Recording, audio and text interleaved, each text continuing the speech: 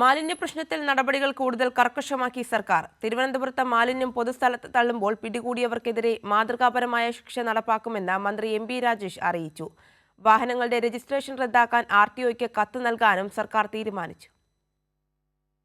അനധികൃതമായി മാലിന്യം ശേഖരിച്ച് പൊതുസ്ഥലത്ത് തള്ളുന്ന ഏജൻസികൾക്കെതിരെ സംസ്ഥാന വ്യാപകമായി നടപടി സ്വീകരിക്കാനാണ് സർക്കാർ തീരുമാനം. തിരുവനന്തപുരത്ത് ഇത്തരക്കാരെ യുദ്ധകാലാടിസ്ഥാനത്തിൽ പിടികൂടാൻ മുഖ്യമന്ത്രിയുടെ നേതൃത്വത്തിൽ ചേർന്ന ഉന്നതതല യോഗം തീരുമാനിച്ചിരുന്നു. വൻതോതിൽ മാലിന്യം സൃഷ്ടിക്കുന്ന സ്ഥാപനങ്ങളെ പ്രത്യേകം നിരീക്ഷിക്കും. പോലീസിന്റെ സഹകരണം കൂടി ഉറപ്പാക്കിക്കൊണ്ടായിരിക്കും നടപടികൾ. തിരുവനന്തപുരത്ത് രാത്രിയിലുൾപ്പെടെ നഗരസഭയുടെയും പോലീസിന്റെയും പ്രത്യേക സംഘങ്ങൾ പെട്രോളിംഗ് നടത്തും. മാലിന്യ പ്രശ്നത്തിലെ കേസുകളിൽ ഒരു വിട്ടുവീഴ്ചയും ആരോടും കാട്ടില്ലെന്നും ഒരു സമ്മർദ്ദത്തിനും വഴങ്ങുകയില്ലെന്നും മന്ത്രി എം.ബി. രാജേഷ് വ്യക്തമാക്കി.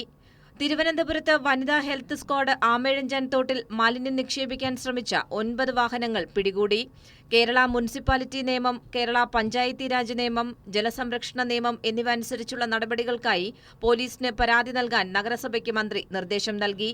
വാഹനങ്ങളുടെ രജിസ്ട്രേഷൻ റദ്ദാക്കുന്നതടക്കമുള്ള നടപടികൾ സ്വീകരിക്കും. ഇക്കാര്യം ആവശ്യപ്പെട്ട് ആർടിഒയ്ക്ക് സർക്കാർ കത്ത് നൽകും. ആമയിഴഞ്ചൻ തോടുൾപ്പെടെയുള്ള ജലാശയങ്ങളിലേക്ക് മാലിന്യം ഒഴുക്കിവിടാൻ പല സ്ഥാപനങ്ങളും പൈപ്പ് സ്ഥാപിച്ചതും ശ്രദ്ധയിൽപ്പെട്ടിട്ടുണ്ട്. ഇവർക്കെതിരെയും സമാനമായ നടപടി സ്വീകരിക്കാനാണ് തീരുമാനം. അനധികൃത ഏജൻസികൾക്ക് മാലിന്യം കൈമാറുന്നവരെയും നഗരസഭ തിരിച്ചറിഞ്ഞിട്ടുണ്ട്. ഇത്തരക്കാർക്കെതിരെയും ശക്തമായ നിയമ നടപടി സ്വീകരിക്കുമെന്ന് മന്ത്രി അറിയിച്ചു. കൈരളി ന്യൂസ്, തിരുവനന്തപുരം.